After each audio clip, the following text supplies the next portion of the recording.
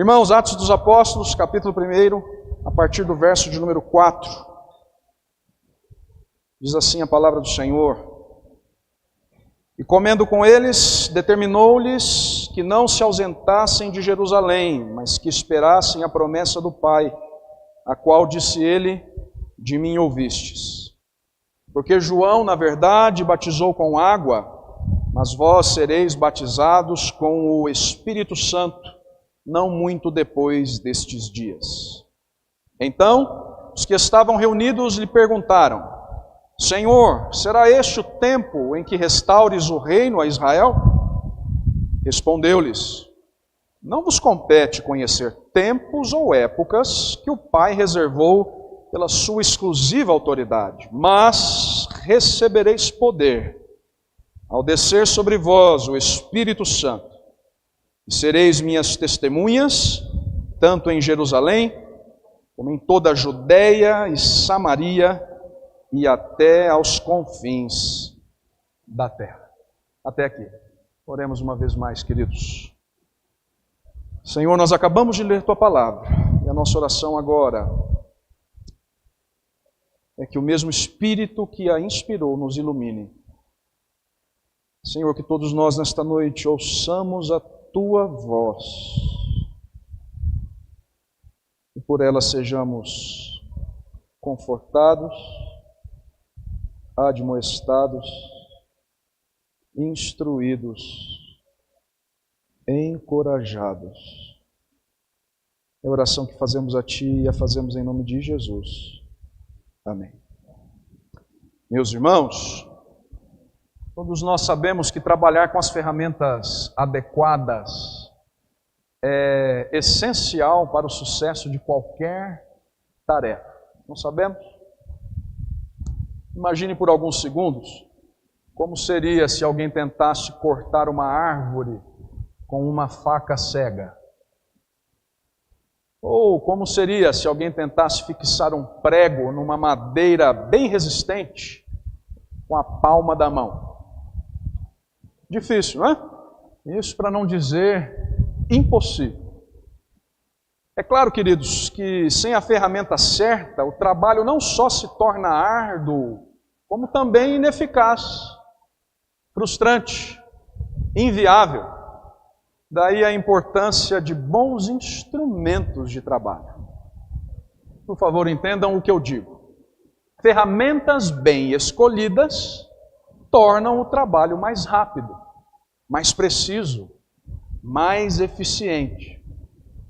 Querem saber de uma coisa? Eu mesmo provei dessa verdade há alguns dias, quando eu fui instalar um suporte de televisão lá na parede de casa. Por causa das minhas ferramentas nada profissionais, e para ser sincero, bem humildes, o serviço durou muito mais tempo do que deveria durar. E a Bárbara sabe disso, né? Sim, porque trabalhar com as ferramentas adequadas, irmãos, é essencial para o sucesso de qualquer tarefa. Agora vejam, entendam por que eu estou começando o sermão desta noite dizendo tudo isso. A mesma lógica se aplica na nossa caminhada cristã. Se tentarmos viver neste mundo como crentes sem os recursos necessários, o resultado será aquém do esperado. Bem, como nós aprendemos há 2 semanas, nós somos a igreja do Senhor. Somos aqueles que Jesus usa para dar continuidade ao seu ministério. E o que é que nós vimos há 15 dias? Para que isso aconteça, Jesus nos comissiona, Jesus atesta a nós que está vivo, que é vencedor sobre a morte. Jesus nos instrui sobre o reino de Deus. Mas e então? Tudo isso é sim necessário, extremamente importante, é claro. Mas será que para por aí? Hoje, irmãos, nós veremos que não para por aí. Neste nosso texto, Atos, capítulo 1, versos 4 a 8, nós veremos que antes de subir aos céus, de ascender aos céus, Jesus fez uma promessa fundamental para os seus discípulos. eles não estariam sozinhos. E eles precisavam esperar pelo poder do Espírito Santo, que seria a ferramenta divina necessária para a missão que estavam prestes a começar. Então, pela exposição desse texto, irmãos, nós hoje veremos 2 pontos importantes sobre como Deus, em sua sabedoria, em sua soberania, não nos deixou desassistidos na missão que Ele mesmo nos deu. 2 verdades, irmãos, 2 lições, a começar pela seguinte delas, primeira da noite. Deus nos capacita a dar continuidade ao ministério de Jesus, nos empoderando com o Espírito Santo. Deus nos capacita a dar continuidade ao ministério de Jesus, nos empoderando com o Espírito Santo. É isso que nós aprendemos, irmãos, nos versos 4 e 5, e eu lhes convido a ver como Lucas nos ensina isso aqui. Bem, o que ele continua a escrever nessa sua introdução? O que este autor, inspirado por Deus, continua a dizer a Teófilo? Estão lembrados? Aquele a quem ele está dirigindo esse documento. Agora, no verso 4, vejam, Lucas diz não só que Jesus deu mandamentos aos discípulos, depois de ter se apresentado vivo a eles, falando das coisas concernentes ao reino de Deus, não só fez tudo isso, mas comendo com eles, reparem, verso de número 4, também determinou-lhes, vejam comigo o 4º verso, que não se ausentassem de Jerusalém, mas que esperassem a promessa do Pai, a qual disse ele, de mim ouvistes. Antes de subir para os céus, diz Lucas, Jesus também ordenou aos seus que não saíssem de Jerusalém. Ou seja, que esperassem ali, naquela cidade, a cidade santa, por aquilo que Deus mesmo havia prometido a eles. E claro, irmãos, quando nós olhamos para o verso seguinte, o verso de número 5, fica nítido que essa promessa era o dom do Espírito Santo. E de fato, isso que lemos aqui se encaixa muito bem com uma aparição de Jesus já ressurreto, conforme descrita pelo mesmo Lucas lá no seu Evangelho. Nós fizemos a leitura mais cedo aqui no culto, lá em Lucas capítulo 24, a partir do verso de número 43. Estão lembrados, irmãos, daquilo que vimos no verso de número 49 especificamente? O que é que Jesus disse aos seus discípulos? Como Lucas registrou lá no seu Evangelho, no primeiro volume dessa sua obra aqui. Eis que envio sobre vós a promessa de meu Pai.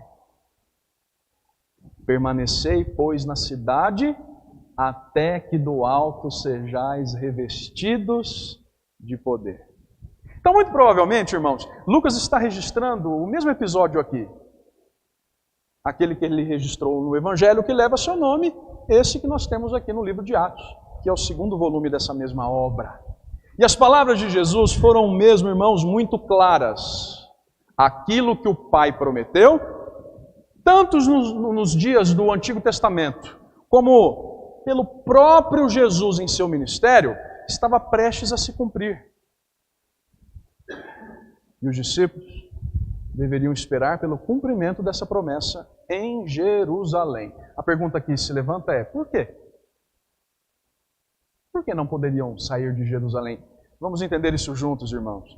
Os discípulos, vejam, muito provavelmente poderiam ter sido tentados a voltar a morar na Galileia, lá ao norte de Israel, porque eles eram originalmente daquela região. Mas vejam, Jerusalém era o cenário divinamente planejado por Deus, divinamente arquitetado, para que eles recebessem a promessa do Pai. Então era preciso esperar ali. E sim, como eu disse antes, no 5º verso, fica claro que essa promessa dizia respeito ao Espírito Santo. Por favor, volte os olhos comigo agora para o 5º verso do texto.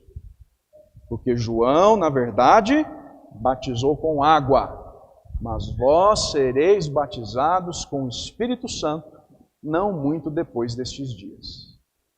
Então não há dúvidas aqui, não é, irmãos, do que tratava a promessa. Reparem, Jesus deixou claro do que estava falando ao lembrar seus discípulos do testemunho de João Batista.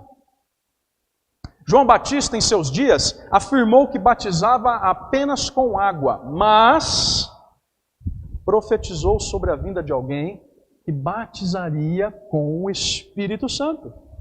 Estão lembrados disso, irmãos? Pois bem, Jesus faz alusão a essa declaração para explicar aos discípulos que promessa é essa, cujo cumprimento eles deveriam aguardar em Jerusalém. Eles seriam batizados com o Espírito Santo. Ser batizado com o Espírito Santo. O sentido básico aqui, queridos, está ligado ao derramamento do Espírito sobre os crentes. Aquilo que hoje todo crente experimenta em sua conversão é a habitação da pessoa do Espírito no crente, que capacita o crente com poder para que o crente desempenhe a obra de Deus, faça a obra de Deus. Então vamos recordar as palavras que Jesus disse, conforme Lucas mesmo registrou lá no seu evangelho: até que do alto sejais revestidos de poder. Então vejam, vamos entender isso aqui, irmãos. Nós não cremos, como creem alguns irmãos nossos de outras vertentes, que se trate aqui de uma segunda bênção, que se trate aqui do dom de línguas, pura e simplesmente. Sobre esse dom específico nós vamos falar mais adiante. Ser batizado com o Espírito Santo significa ser revestido pela pessoa do Espírito. Algo que todo crente hoje experimenta ao ser convertido pelo Senhor. Então entendam, Jesus dá continuidade ao seu ministério. Sim, foi o que nós aprendemos há 15 dias. A tudo aquilo que ele começou a ensinar, a tudo aquilo que ele começou a fazer, e faz isso usando o seu povo. Mas vejam, para que isso aconteça, ele dá aos seus aquilo de que eles precisam, o Espírito Santo. Para que esse ministério dos crentes, a partir do qual o próprio Jesus age, seja bem sucedido, ele envia o seu Espírito. Ele os batiza os crentes, nos termos aqui de Lucas, com o Espírito. Então o que eu estou dizendo, irmãos, é que Jesus dá aos seus os meios necessários para que o obedeçam. Ele capacita os seus seguidores para que exerçam o seu ministério, revestindo-os com o Espírito Santo, capacitando-os, empoderando-os, não os deixando sozinhos, mas fornecendo tudo aquilo de que precisam. É assim, então, que nós aprendemos a primeira lição da passagem. Estão lembrados? Deus nos capacita a dar continuidade ao ministério de Jesus, nos empoderando com o Espírito Santo. E querem saber, irmãos, como essa primeira lição se aplica a nós hoje? A minha e a tua vida no presente? Sabe, meu irmão, talvez você se sinta completamente insuficiente para o serviço de Cristo. Talvez você não se veja apto, talvez não se veja preparado o suficiente para ser instrumento nas mãos do Senhor. Mas vejam o que o texto está nos ensinando. Se somos verdadeiramente crentes, todos nós já recebemos a capacitação de que precisamos. Todos nós já recebemos o Espírito Santo. Todos nós já experimentamos do cumprimento dessa promessa que os discípulos lá no primeiro século aguardavam. E se é assim, irmãos, se eu e você, como crentes, já recebemos do Espírito, acreditem no que eu digo. Todos nós somos capacitados por Deus a fazer aquilo que Ele mesmo exige de nós. Todos nós já fomos revestidos do poder do Espírito. Então, queridos, no ministério que Deus confiou a mim e a você, não há lugar para covardia. Não há lugar para o medo. Não há lugar para a insegurança. É claro, ninguém de nós é suficiente mesmo, por nós mesmos. Nós não somos realmente capazes, mas é exatamente por isso que Deus enviou o seu Espírito. Para nos capacitar. É Ele quem nos usa, meu irmão.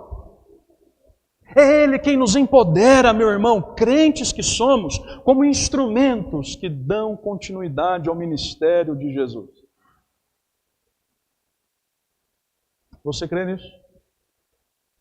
Você crê nisso? Então vamos fazer aquilo que nos vier às mãos para fazer, irmãos. Vamos servir ao Senhor. Vamos servir a igreja, vamos servir uns aos outros. Nós já temos a capacitação de que precisamos. Por outro lado, estou ainda aplicando a primeira lição.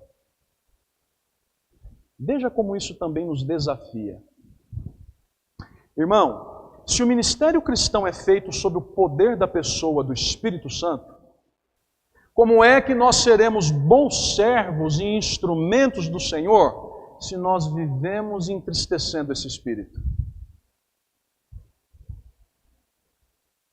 Como seremos instrumentos de sua glória se ao invés de andarmos segundo o Espírito, nós andamos segundo a carne? Sabem, é fácil para nós nos enganarmos, irmãos, achando que podemos encontrar êxito no nosso serviço, no nosso ministério, naquilo que fazemos em serviço a Deus, na igreja ou em outro lugar, encontrando substitutos ao Espírito Santo. Entendam o que eu digo, irmãos. Muitas vezes nós podemos ser tentados a pensar que uma programação legal é suficiente. Podemos ser tentados a pensar que o melhor da tecnologia é suficiente. Ou que o melhor da administração de pessoas é suficiente, que tudo isso pode produzir os resultados à parte da ação do Espírito Santo. Entendem? Podemos ser tentados a imaginar, irmãos, que boa parte do que fazemos, na igreja ou fora dela, poderia ser feito sem a ação do Espírito em nós. Mas vejam, não é assim. O ministério cristão, o serviço cristão, não existe sem a pessoa do Espírito. Não existe sem a capacitação que o Senhor nos dá por meio do seu Espírito. O ministério do crente é ministério no Espírito.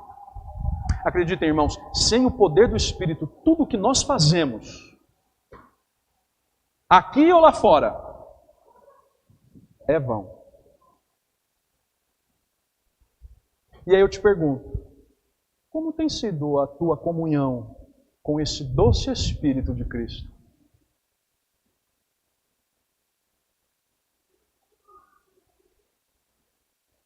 Como tem sido, meu irmão? Será que o nosso desejo é sermos cada vez mais cheios do Espírito de Deus?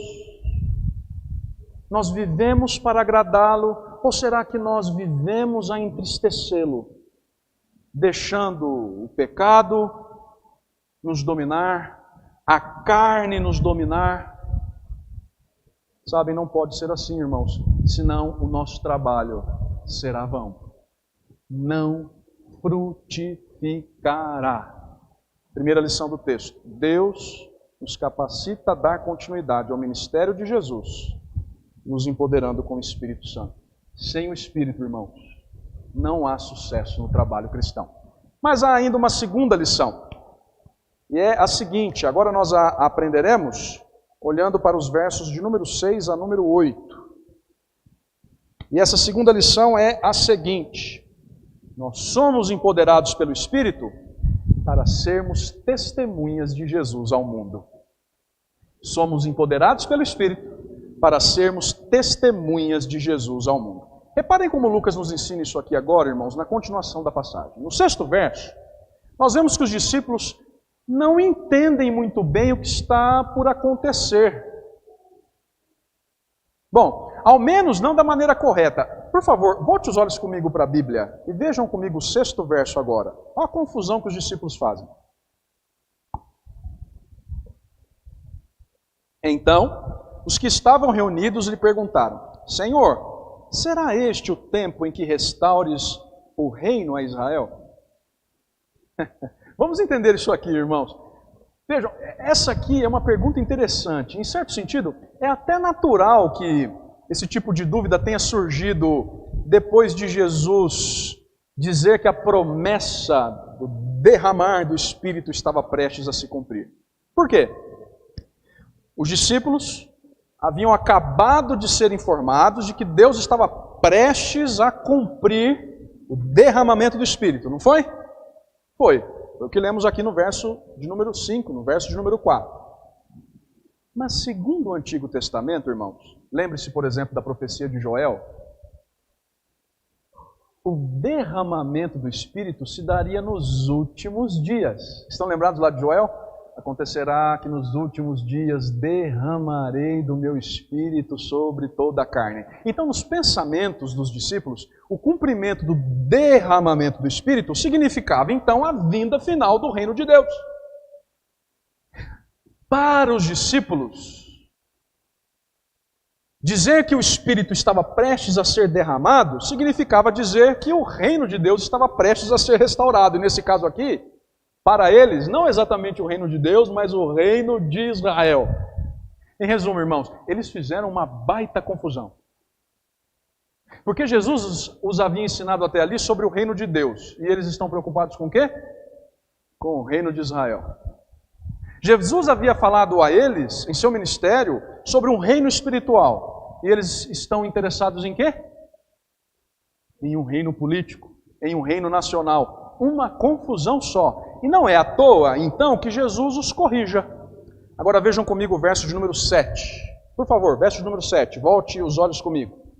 Respondeu-lhes Jesus: Não vos compete conhecer tempos ou épocas que o Pai reservou pela sua exclusiva autoridade. Jesus já havia dito a esses homens, irmãos, em outra ocasião, que ninguém sabe dizer o dia e a hora em que todas as coisas serão consumadas. Agora isso parece se repetir. Vejam, Jesus está dizendo aos discípulos: não cabe a vocês conhecer tempos ou épocas. O Pai nos céus estabeleceu essas coisas pela sua exclusiva autoridade. Ninguém mais precisa saber. Então é aí que a atenção dos discípulos é desviada pelo Senhor ressurreto do tema dos tempos e das datas para o tema que realmente importa para os crentes no presente. Que tema é esse? Que tarefa é essa? Vejam o verso de número 8. Mas recebereis poder ao descer sobre vós o Espírito Santo, e sereis minhas testemunhas, tanto em Jerusalém como em toda a Judéia e Samaria e até aos confins da terra. Aqui está, irmãos, aquilo com o que os discípulos deveriam se preocupar. A principal preocupação daqueles homens não deveria ser o poder político, que viria com uma suposta restauração do reino de Israel. Não! Na verdade, aqueles homens deveriam estar interessados no poder espiritual, que virá, segundo as palavras de Jesus registradas aqui por Lucas, por meio do batismo com o Espírito Santo, que os capacitará a serem testemunhas. E vejam a ironia. Não só em Israel. Eles estão preocupados com o reino de Israel, não é? Mas olha o que Jesus diz para eles. Vejam o contraste.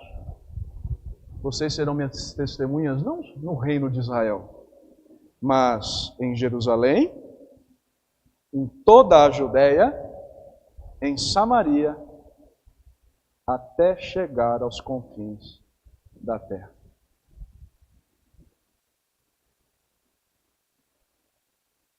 Sabem, há estudiosos que olham para esse 8º verso aqui e o definem como o grande resumo, embora seja pequenininho, dizem que aqui contém todo o resumo do livro de Atos. Porque, de fato, irmãos, a gente vai passar aqui pelo livro de Atos e os irmãos verão. Em Atos, Lucas registra exatamente o que lemos aqui no verso de número 8. O Senhor agindo nos crentes por meio do seu Espírito e o Evangelho avançando de Jerusalém para toda a Judéia, de toda a Judéia para Samaria, até chegar aos confins da terra, quando Paulo coloca seus pés em Roma. Seja como for, irmãos, o fato é que aqui Jesus esclarece o motivo que deve preocupar os crentes na presente era. Não são tempos ou épocas.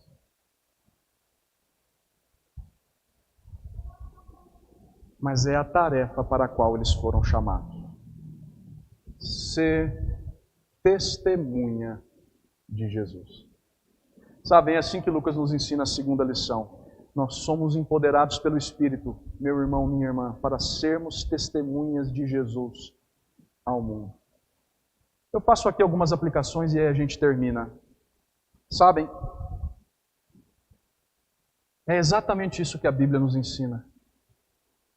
O Espírito de Cristo trará gente de toda língua, tribo, raça e nação para o Senhor. E querem saber como isso nos toca? Toca a mim e a você, meu irmão e minha irmã. Nós não só fazemos parte desse povo, como somos usados para que o Senhor alcance esse bom propósito. É lindo saber disso, meu irmão. Nós não podemos perder de vista essa grande comissão que recebemos como igreja.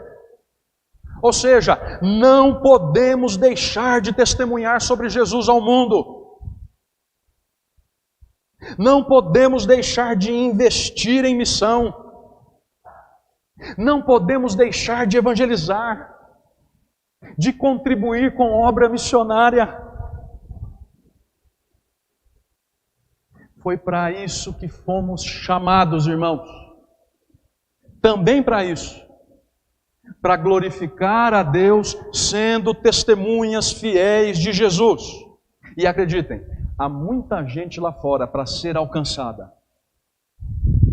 Muitas pessoas sedentas. Muitas pessoas presas no pecado. E muitas vezes, irmãos, nós nos preocupamos com coisas tão pequenas na igreja. Com detalhes tão fúteis. E nos esquecemos daquilo que verdadeiramente importa.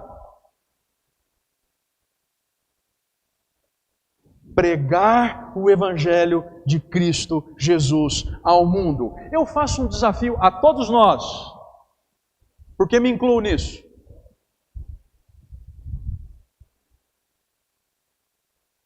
E se todas as vezes que nós reclamássemos, nós escolhêssemos falar de Jesus a alguém que não o conhece? E se todas as vezes em que murmurássemos, nós trocássemos a murmúria pelo testemunho fiel? Meu irmão, minha irmã, os nossos olhos devem estar postos na missão. Sabem, o Senhor nos capacitou, enviou o seu Espírito. Não há por que temer.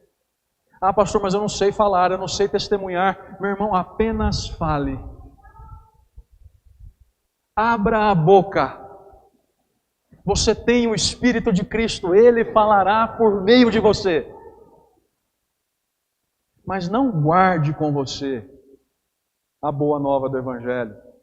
Crianças, Maitê, Arthur, cadê? Maria Luísa, a Laila, todas elas. Falem de Jesus aos amiguinhos de vocês. Falem que Jesus é bom. Falem que Jesus é maravilhoso. Falem que o melhor amigo que nós podemos ter é Cristo Jesus. Adolescentes, jovens, sejam testemunhas de Jesus na escola. Afinal de contas, na escola já não tem mais liberdade para uso do celular, não é mesmo? Aproveita o tempo, jovem.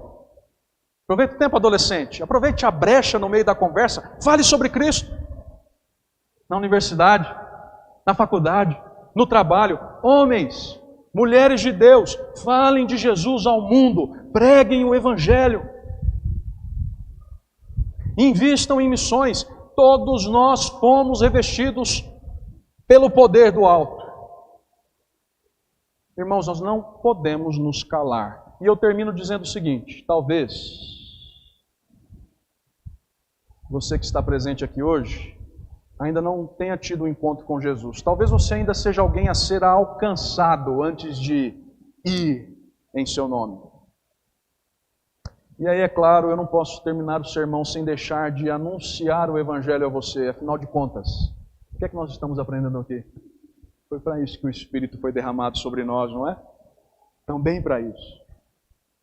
Então, nesta noite, se você nos visita, se você nos acompanha pela transmissão, Jesus chama: vinde a mim. Vinde a mim, vós que estáis cansados e sobrecarregados, e eu vos aliviarei. Entrega a tua vida a Cristo, amigo.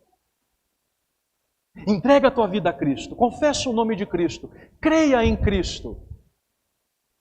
Só assim você terá a vida eterna, e só assim você receberá do seu Espírito, e só assim você será sua testemunha ao mundo. Nós somos empoderados pelo Espírito, irmãos, para sermos testemunhas de Jesus ao mundo. É a segunda lição do texto. Que o Senhor nos abençoe. Empoderados pelo seu Espírito, nós sejamos fiéis testemunhas. Em nome de nosso Redentor. Amém.